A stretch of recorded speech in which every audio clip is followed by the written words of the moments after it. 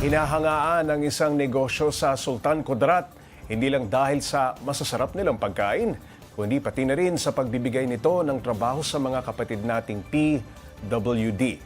Para bigyan ng mukha ang balita, Mobile Journal JF Rivera. Inclusivity. Iyan ang advokasya ng food business owner mula Mindanao na si Greek Bautista. Kaya naman, hinahangaan siya sa kanyang negosyo na hindi lang Instagrammable dahil sa aesthetic na lugar, may puso pa para sa mga kapatid nating PWD. Hinangaan si Greek dahil siya mismo ang nagtuturo sa kanila kung paano ang trabaho. Dati 7 lang yung core values na ginawa ko. Ngayon 8 na.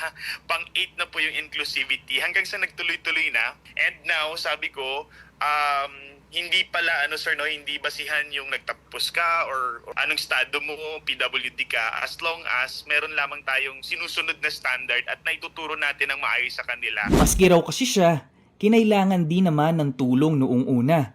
Lalo't nagsimula siya sa pagtitinda ng lumpiang sariwa noong working student pa siya. Nag-trending po yung dinideliver ko that time and I decided na mag-put up po ng maliit na restaurant po na 4 na table lang. Nang makapagpatayo ng sarili niyang kainan, kasunod nito ang paghahanap ng makakatulong. Mukhang imposible raw noong una mag-hire ng PWD sa workplace niya, pero kalaunan nakita niya raw ang determinasyon nila para sa kanilang trabaho. Actually, hesitant din po ako.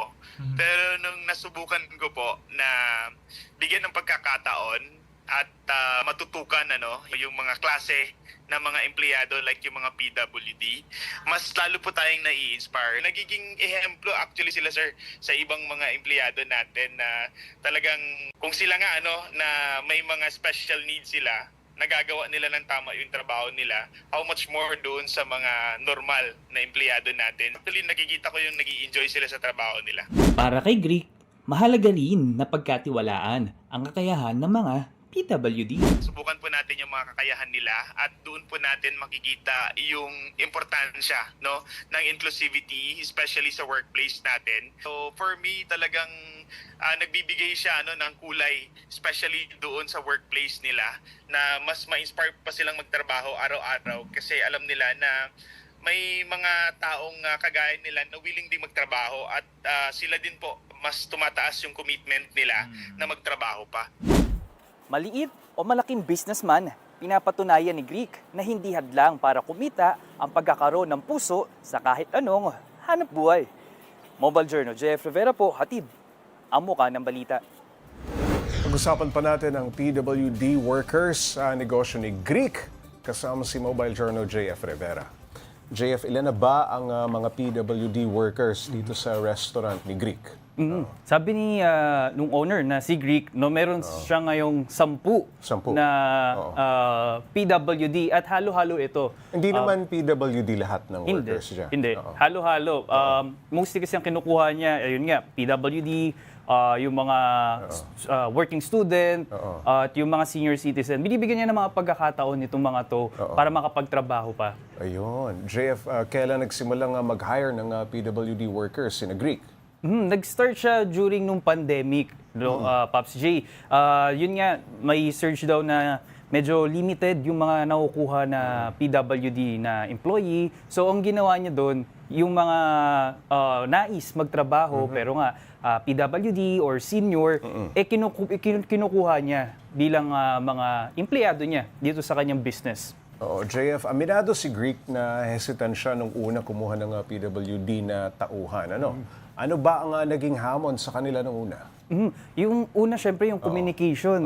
Kasi si Sir Greek, hindi siya ganun marunong mag-sign language. So, minsan talaga nagkakaroon sila ng miscommunication. Pero naayos kasi magaling naman si Sir Greek kung mag-hand gestures. Doon niya nabibigay yung mga instruction ng maayos at ganun din sa ibang mga empleyado niya. Ano yung mga usual task at kamusta naman daw ang pasahod nila sa mga PWD workers? Yung mga task naman ng mga PWD, same din dun sa mga regular na employee. And with regards naman din dun sa pasahod, walang pinagkaiba, Pops J. Pare-pareha sila. Okay, sa mga gustong suportahan si Greek at ang mga empleyado niya, saan ba mahanap ang kanilang restaurant? Oh, ang restaurant niya ngayon ay meron ng 6 na branch. Pero 6 na. sa Mindanao, Lapit. Mindanao, doon siya. Baka may doon oras ka located. bukas, ililibre kita. Ah, Sa sure, restaurant. Pops J. Okay. Maraming salamat, Mobile Journal JF Rivera.